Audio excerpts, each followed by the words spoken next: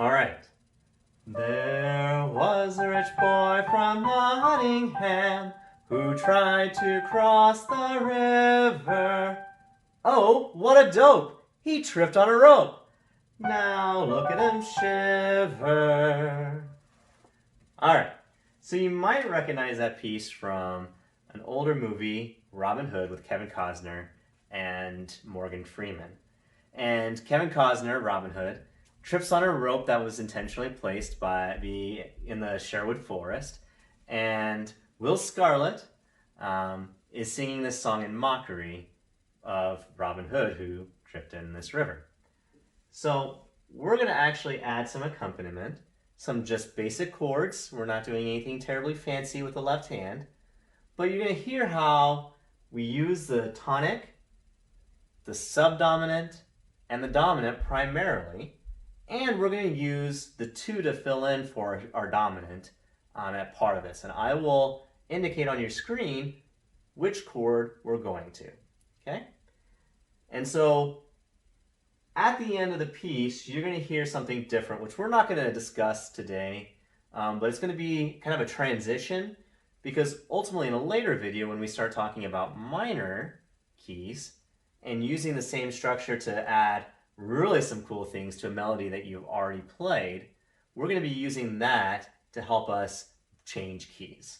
But don't worry about that right now. Really, the actual melody that we're going to be playing is going to help illustrate how the 1, 4, 5, and how we substitute for the 2 from time to time really can make a fun piece without really being very complex from a theoretical standpoint. All right, so without further ado.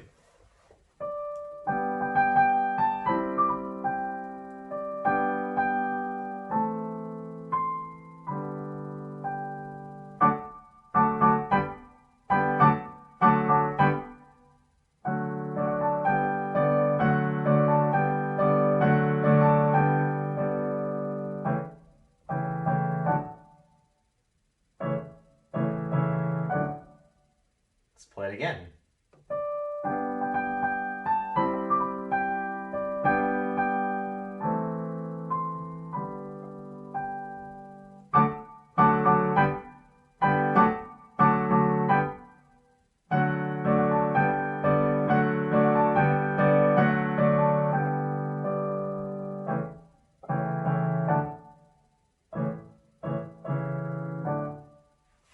All right.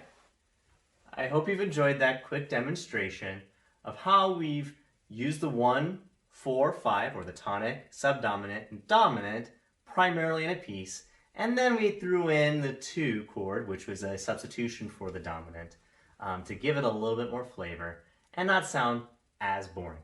But you'll notice in that little piece that we played, primarily it was 1, 4, 5. And you're going to find that that's the case in a lot of music. And it's how we change keys, and there's going to be some really cool things we're going to learn about Neapolitan chords and, raised sixth and all that fun stuff later to give it even more flavor as tonal music really expanded its vocabulary, especially in the Romantic period. But primarily, when we're in a key, we use a tonic, subdominant, and dominant. Hence their names, tonic, subdominant, and dominant.